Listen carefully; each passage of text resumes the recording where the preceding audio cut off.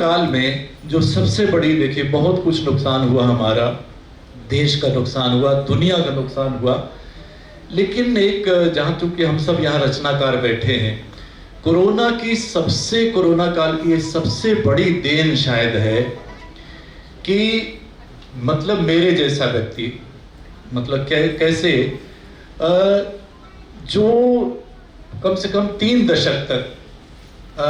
रोज 1 दर्जन अखबार पढ़ना हमारे काम का हिस्सा, और फिर कम से कम 50 पत्रिकाएं, जो मतलब हम सब उस दुनिया के हैं, तो मैंने कि मेरे साथ ये ऐसा है, आप सब भी उसी तरह से होंगे, तो तरह तरह के एक आदमी अपनी तरफ से पत्रिकाएं भेजती, तो कम से कम 50 पत्रिकाएं हर महीने पढ़ते रहना, कई बरस तक देख लेना, मतलब पढ़ना तो संभव नहीं शायद। तो भी अगर ये कोरोना काल नहीं आता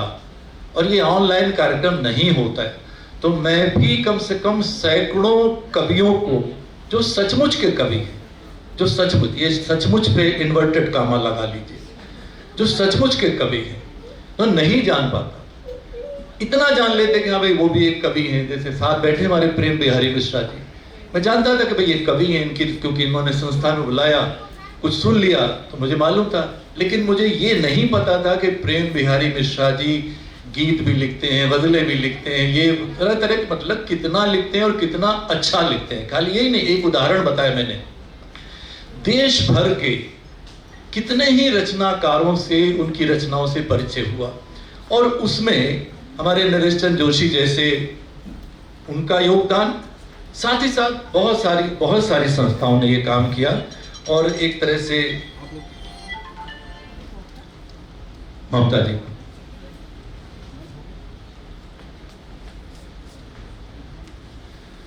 तो पूरे देश ने एक आपस में एक दूसरे की कविताओं को जाना।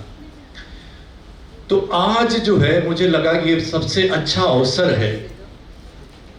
कि हम सब यहाँ रचनाकार बैठे हैं, इनमें से हम में से बहुत सारे लोग हैं जो बहुत समर्थ हैं, तो आज यहाँ से एक संकल्प ले और हम सब उसमें साझीदार बने। कोई अगुवाई करे, नरेश चंद्र जोशी जी अगुवा बने, हमारे ये सब दिग्गज बैठे हैं, हरीश जी या दिविक जी, हम सब यहाँ समर्थ लोग हैं, और एक संकल्प लेके यहाँ से उठे। और वो संकल्प ये है, क्योंकि एक संदर्भ निकला, यहाँ सब बैठे हैं, तो मुझे लगा कि आज मैं ये बात साझा करूं कि ये जो कविता हमारे सामने आती है, ये कोई छोटी बात नहीं है, क्योंकि कविता